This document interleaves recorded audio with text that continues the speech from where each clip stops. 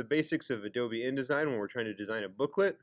Right, a booklet is just a multi-page document where we're going to have some pages on the inside.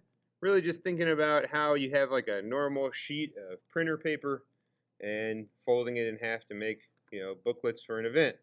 This is one that's kind of a work in progress to show you what we're kind of thinking about. So let's go ahead and get started. To make your program, you're going to go up to File, New Document. And once InDesign loads, we just have to type in a few settings here. So we're going to go over to Print. We're going to use letter half, right? Because we're going to use that standard paper size. For this project, though, I just want you to have 4 pages, which if you think about is both sides of a piece of paper. I always like to have mine set to inches so that my rulers make sense to me. And then we're good to go with these default settings. You don't have to change anything else. Just choose letter half, inches, 4 pages, create.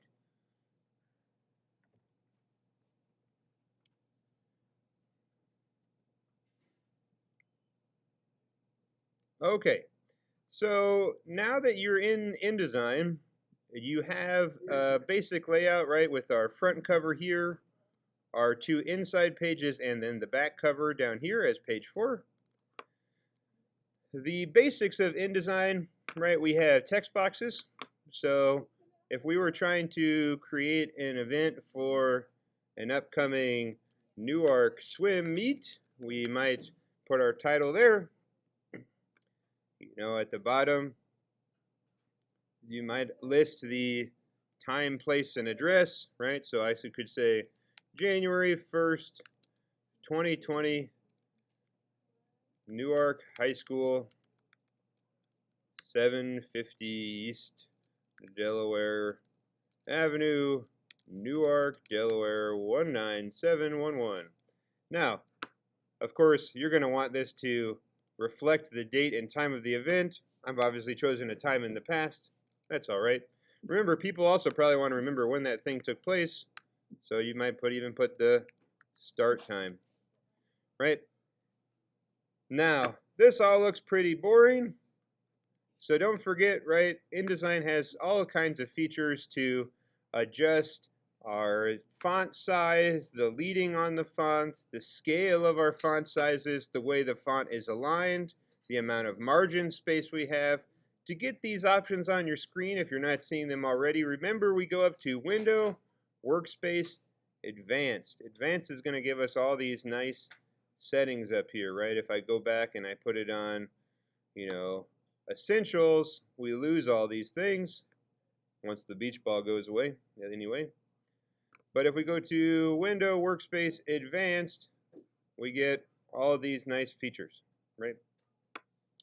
You can change your font selection here, right? If I go to, let's just say that I'm going to do this one in Helvetica. Why not? Who doesn't like Helvetica? I can change my weight below my font family. So if my font family is here, these are just different weights of the same font. I can increase my size. I can align that in the center, right? Remember, by holding down Option on my keyboard and left and right, I can increase and decrease the amount of space between my letter forms, otherwise seen here as my tracking. So, right, if I just click here, I can increase my tracking, I can decrease my tracking.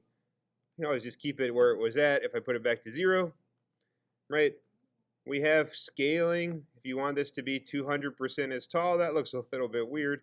We'll just go back to 100, right? You can also give this thing some artificial slant if you want it to have some degree of italics, if it doesn't already have italics on it, right? Last thing here for settings, we also have a superscript offset. You might need that if you're trying to, say x to the whatever power. For a swim meet, that seems a little silly, so we'll just put that back down on the baseline, right? So those are sort of the basics of the text settings in InDesign. Same thing I can do down here. I can grab all this text really quickly with Command A, and then come down and type in my same Helvetica Neue.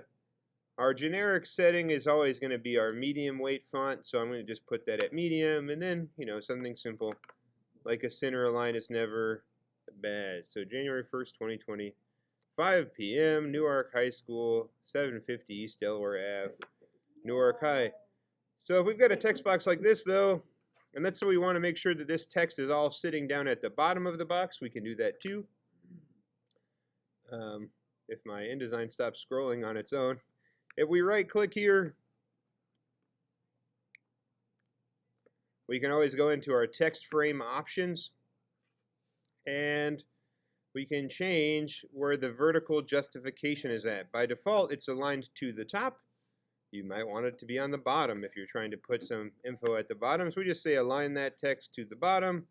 And now it sits happily down at the baseline of our margin, right? So that's sort of the absolute basics of InDesign. I'm going to do another video here showing you guys how to bring in content like tables and graphics all in separate little videos.